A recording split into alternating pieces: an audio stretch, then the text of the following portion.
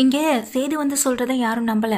மாமா இவர் பொய் சொல்கிறா மாமான்னு சொல்லிட்டு ஈஸ்வரி ஒரு பக்கம் இங்கே சேது வந்துட்டு அந்த போஸுக்கு சப்போர்ட் பண்ணி பேசுகிறாங்க.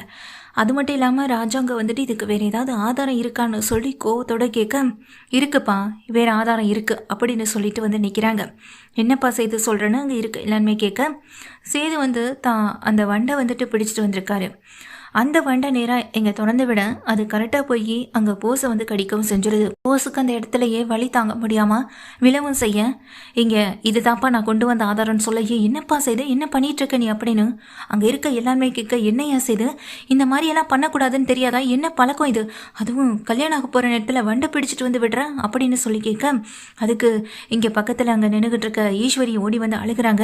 ஏயா செய்து உனக்கு அவன் மேலே ஏதாவது கோவம்னா கல்யாணம் முடிஞ்சதுக்கப்புறம் பார்த்துக்கலாம்ல, இப்போ உங்க அப்பா என் பையனுக்கு 1 கோடி ரூபாய் கொடுக்கறது பிடிக்காம தானே இதெல்லாம் பண்ணது தமிழ்ச்செல்வின்னு அவ பேரை சொல்லிட்டு வந்து நிக்கிறேன். இப்படி வண்டை கொண்டு வந்து கடிக்க வச்சுட்டியே செய்து உன்னை சும்மா விடமாட்டேன், என் பையனுக்கு ஏதாவது ஒன்று ஆச்சுனா அப்படின்னு சொல்ல, உங்கள் பையனை காப்பாற்றணும்னா அது உங்கள் கையில் தான் இருக்குது அப்படின்னு சேது சொல்கிறாங்க.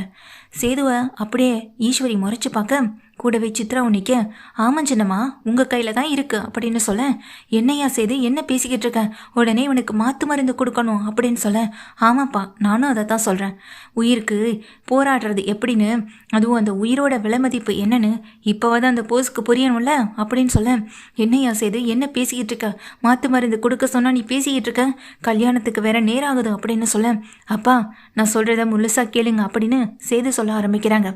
இப்போ போஸு அவன் வாயாலே உண்மையை ஒத்துக்கிறதா இதுக்கெல்லாம் ஒரே வழி. அப்படி அவன் உண்மையை ஒத்துக்க தவறுனா அப்படின்னாலும் இந்த மாற்று மருந்து அவனுக்கு கொடுக்கப்படாது.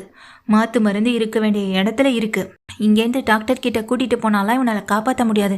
என்ன சின்னம்மா உங்களுக்கே தெரியும்ல அப்படின்னு சொல்ல, ஈஸ்வரி அழுகிறாங்க.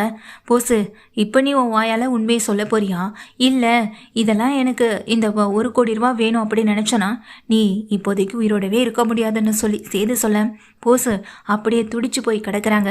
பக்கத்தில் இங்கே ஈஸ்வரியும் என் பையனை காப்பாற்றுங்க மாமா சொல்லுங்க மாமான்னு சொல்லி ஒரு பக்கம் ரொம்ப கதறி அழுக, சேது விளையாடுறதுக்கு நேரம் இல்லை சேது அப்படின்னு சொல்ல, சன்னாசின்னு மொத்த பேரும் அப்படியே திகச்சு போய் நிற்கிறாங்க. அப்போது இங்கே ஈஸ்வரி காலில் பிடிச்சி கெஞ்சுறாங்க, கதறாங்க, அழுகிறாங்க.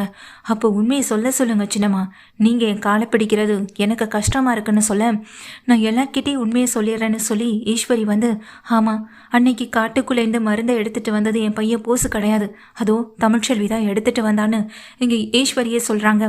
என்னடி உண்மையை தான் சொல்கிறியா அப்படின்னு அங்கே அப்பத்தா கேட்க, நான் உண்மையை தான் சொல்கிறேன் இங்கே ஈஸ்வரி சொல்ல, இல்லை மருந்துக்காக தான் போய் சொன்னேன்னு பின்னாடி வந்து அப்படியே வந்து மாற்றி பேசுகிற மாட்டேன்னு சொல்லி இங்கே அப்பத்தான் கேட்குறாங்க. அதுக்கு ஈஸ்வரியும், இல்லை என் மேலே சத்தியமா, என் பையன் மேலே சத்தியமா, என் பொண்ணு மேலே சத்தியமா நான் சொல்கிறது தான் உண்மை அப்படின்னு ஈஸ்வரி சொல்ல, சரி இப்போ இதை கேட்டுக்கிட்டீங்களப்பான்னு சொல்லும்போது அத்தனை பேரும் ஈஸ்வரி சொன்னதை கேட்டு ஆடி போய் நிற்க, சரி முதல்ல மாற்று மருந்தை கொடுக்கட்டும்னு அப்பத்தா சொல்லும்போது வந்திருக்க 2 பேரும் இந்த மாற்று மருந்தை கொடுக்குறாங்க. போஸுக்கு கொஞ்சம் குணமாகுது.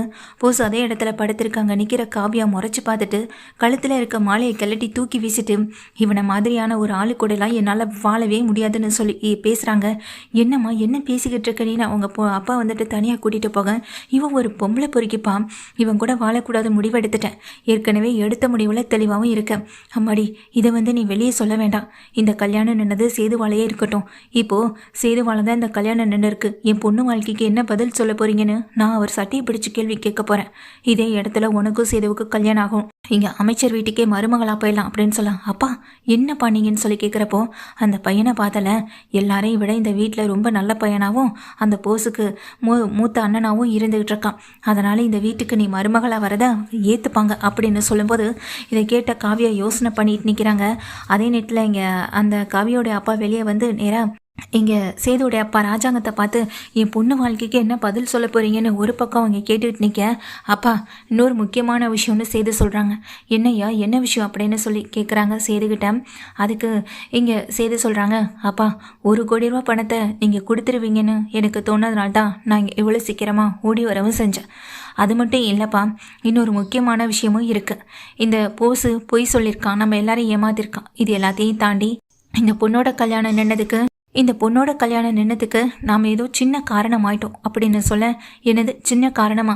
இந்த இடத்துல என் பொண்ணோட கல்யாணம் நடந்தே தீரணும் அப்படின்னு சொல்ல, எப்படி முடியும்? போஸை பற்றி தான் நீங்கள் வேண்டான்னு சொல்லிட்டீங்க, உங்கள் பொண்ணு போஸை கல்யாணம் பண்ணிக்க முடியாதுன்னு சொன்ன பிறகு வேறு எப்படி எங்கள் கல்யாணம் நடக்கும் அப்படின்னு சொல்லி கேட்க, அதான் உங்கள் பையன் சேது இருக்காருல்ல, அவரை என் பொண்ணு கழுத்தில் தாலி கட்ட சொல்லுங்க அப்படின்னு சொல்கிறாரு.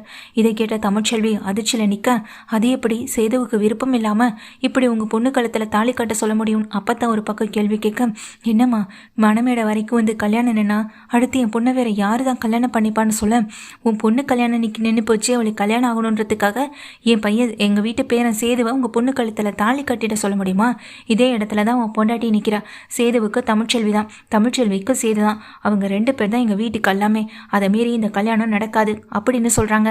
ஐயா நீங்கள் கொஞ்சம் யோசிங்கன்னு சொல்ல, இங்கே அதாவது சேதுவை பார்க்குறாங்க. சேது சொல்கிறாங்க, அப்போ நான் ஒரு முக்கியமான விஷயம்னு சொன்னல, காட்டுக்கு போனப்போ அங்கே இந்த நாளையில் இந்த தேதியில் தமிழ்ச்செல்விக்கு வளகாப்பு நடக்கணும்னு சொல்லி எழுதி கொடுத்துருக்காங்கப்பான்னு சொல்லும்போது, ஆமான்னு சொல்லி வந்திருக்க 2 பேருமே சொல்கிறாங்க, அந்த பொண்ணு ஏற்கனவே 3 மாதம் முழுகாமல் இருந்தாங்க, இப்போது இந்த பொண்ணுக்கு 7 மாதம் ஆயிடுச்சுல அப்படின்னு சொல்ல, இதை கேட்டதும் வீட்டில் இருக்க எல்லாருமே இங்கே அதிர்ச்சியோட பார்க்க, தமிழ்ச்செல்வியோட வளகாப்பு இந்த நல்ல நேரத்தில் இங்கே நடந்தே ஆகணும்ப்பா அப்படின்னு சொல்கிறாங்க.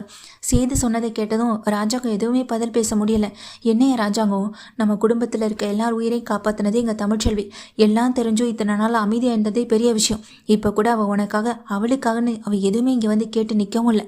1 கோடி ரூபா பணத்தை நீ கொடுத்தாலுமே அதை வேண்டான்னு தான் சொல்லுவான். ஏன்னா ஏற்கனவே எங்கள் விவகாரத்து கேஸ் போனப்போ இந்த ஈஸ்வரியும் சித்ராவும் எங்கள் அந்த சாவுத்திரியும் சேர்ந்து பணத்தை கொண்டு கொடுத்து அவமானப்பட்டாங்கல்ல அப்படின்னு சொல்லி அப்பத்தா சொல்ல, அங்கே தமிழ்ச்செல்வி பேச முடியாமல் நிற்க, நீ வா அப்படின்னு சொல்லி உள்ளே கூட்டிகிட்டு போய் ரெடி பண்ணி கொண்டு வந்து உட்கார வச்சு அதே இடத்துல சீமந்தத்தை பண்ணுறாங்க. இந்த காவியோடைய அப்பா போட்ட பிளானும் சொதப்பலாகுது. என்னையை வச்சு விளையாடுறதுக்கு நான் என்ன உங்கள் வீட்டு பொம்மையான்னு சொல்லி தான் அப்பாவையை திட்டிட்டு அந்த இடத்த விட்டு காவியா கோவமாக போகவும் செஞ்சிடறாங்க. இப்போ இங்கே நின்றுட்டுருக்க சேது தமிழ்ச்செல்வியுடைய வளகாப்பு நடக்கிறத பார்த்து ரொம்ப சந்தோஷப்படுறாங்க. அது மட்டும் இல்லாமல் வந்திருக்க அந்த மலை கிராமவாசிகள் 2 பேருமே தமிழ்ச்செல்வியை வந்துட்டு வாழ்த்து சொல்கிறது மட்டும் இல்லாமல், உங்கள் குடும்பத்தில் இனி வாரிசு தலைச்சு ஓங்க போகுது, உங்கள் குடும்பம் நல்லா இருக்க போகுது, நீங்கள் எதிர்பார்க்காத விஷயம் எல்லாமே நடக்கும் ஐயா அப்படின்னு சொல்லி வாழ்த்து சொல்லிட்டு அவங்களும் ஊர்லேருந்து கிளம்புறாங்க. கார் எடுத்து கொடுத்து அவங்கள கொண்டு விடவும் சொல்லிடுறாங்க. கருப்பும் கூட்டிகிட்டு போயிடுறாங்க. போஸுக்கு ஒரு வழியாக நினைவு திரும்புது. ஆமாம் என்ன ஆச்சுன்னு சொல்ல, என்ன ஆகணும்டா, இதுக்கு மேலே என்ன ஆகணும் அப்படின்னு தான் மகனை பார்த்து திட்டவும் செய்கிறாங்க. அண்ணன், இதுக்கப்புறமா நீங்களே சொன்னாலும் நான் எடுத்த முடிவு எடுத்ததான், இனி இந்த வீட்டில் அவங்க யாரும் இருக்கக்கூடாது அப்படின்னு சொல்லி சொல்கிறாங்க. சன்னாசி கொஞ்சம் பொறுமையாக இருன்னு அங்கே ராஜாங்க சொல்ல, எப்படி நான் பொறுமையாக இருக்க முடியும், நம்ம எல்லாரையும் ஏமாற்றி தெரிஞ்சுக்கிட்டு இருக்காளுங்க, இவளுங்களும் அவங்க பையனும் சேர்ந்து நம்மளை ஏமாத்தினதெல்லாம் போதும், இதுக்கப்புறமா அவங்களுக்கு இறக்கம் காட்டி இந்த வீட்டில் இருக்க வைக்க என்னால் முடியாது அப்படின்னு சொல்லி சன்னாசி 3 பேர் பேக்கையும் தூக்கி வெளியே வீசி, இதுக்கப்புறம் இந்த வீட்டு பக்கமே வரக்கூடாது, இனி நீ எங்கே போவீங்களோ என்ன பண்ணுவீங்களோ அது எதுவுமே எங்களுக்கு தெரியாதுன்னு சொல்லி அவங்களுக்கு சரியான தண்டனையை கொடுக்கவும் செஞ்சிடறாங்க. அது மட்டும் இல்லை, இங்கே தமிழ்ச்செல்வியை வீட்டுக்குள்ளே இங்கே சேர்த்துக்கிறாங்க ராஜாங்கமும். எப்படிமா உன்னால் இப்படி இருக்க முடிஞ்சதுன்னு சீமந்தம் முடிஞ்ச கையோட கேட்குறாங்க. இல்லை, நீங்கள் எல்லாரும் என் மேலே கோவமாக இருக்கும்போது நான் சொல்கிறது எல்லாமே பொய்ன்னு தானே உங்களுக்கு தோணும், அப்படி இருக்கப்போ நான் தான் எடுத்துகிட்டு வந்தேன்று எப்படி சொல்ல முடியும்னு சொல்ல, எப்படி தமிழ்ச்செல்வி வயிற்றுல பிள்ளையை சுமந்துக்கிட்டு நீ அங்கே போய் மருந்து எடுத்தன்னு சொல்லி கேட்க நடந்த விஷயத்த சொல்கிறாங்க. அட பாவி பயலே, இப்படி முழுகாமல் இருக்கான்னு கூட பார்க்காம அந்த இடத்துல அவளை அடித்து போட்டுட்டு வந்திருக்கானே படுபாவி, அவன் விளங்காமல் போகணும்னு சொல்லி பாட்டி அப்பத்தா திட்டிகிட்டு இருக்காங்க. அட விடுங்க அப்பத்தான்னு சொல்லி தமிழ்ச்செல்வி சொல்ல, இனிமேல் நீ அங்கே இருந்து கஷ்டப்பட வேண்டாம், நீ இந்த வீட்டிலே இருக்கலான்னு சொல்ல, இல்லாமாச்சின்னு சொல்லிங்க சொல்கிறாங்க. இதுக்கப்புறம் என்னங்கடி, அதான் இந்த வீட்டில் தடையாக இருந்த 3 பேருமே கிளம்பி போயிட்டாளுங்கல்ல, அப்புறம் மலருக்கும் எந்த பிரச்சனையும் இல்லை, நீங்கள் எல்லாரும் இங்கே இருந்தே படிக்கலாம், காலேஜ் போகலாம், என்ன ராஜாங்கன்னு சொல்ல, ஆமாம்மா நான் இனி இந்த விஷயத்தில் நான் எந்த முடிவும் எடுக்க தயாராக இல்லை, சேதுவும் இந்த விஷயத்துக்கு சரினா இவங்க எல்லாரும் இங்கே இருக்கட்டும்னு ராஜாங்க சொல்லிடுறாங்க. எந்த உதவியாக இருந்தாலும் என்கிட்ட தயங்காம கேளுங்க, நிச்சயமாக அதை நான் உங்களுக்கு செய்கிறேன்னு ராஜாங்க சொல்லிட்டு போக தமிழ்ச்செல்வி சந்தோஷப்பட்டு இருக்காங்க. இங்கே கேட்குறாங்க, சீமந்தம் பண்ணணுன்ற உங்களுக்கு எப்படி தோணுச்சுன்னு சொல்லி கேட்க, அது அப்படின்னு எதுவுமே பேச முடியாமல் சிரித்த மாதிரி அந்த இடத்த விட்டு நகர்ந்து போகவும் செய்கிறாங்க. சேதுவுக்கு பல நாள் ஆசை நிறைவேறிடுச்சு. இந்த கல்யாணம் நடக்க போகிற நேரத்தில் இந்த நேரத்தை அவங்க யூஸ் பண்ணிக்கிட்டே தான் தன்னுடைய மனைவிக்கு சீமந்தம் பண்ணணுன்ற ஆசையை நிறைவேற்றிக்கிட்டாங்க இங்கே சேதுவும்.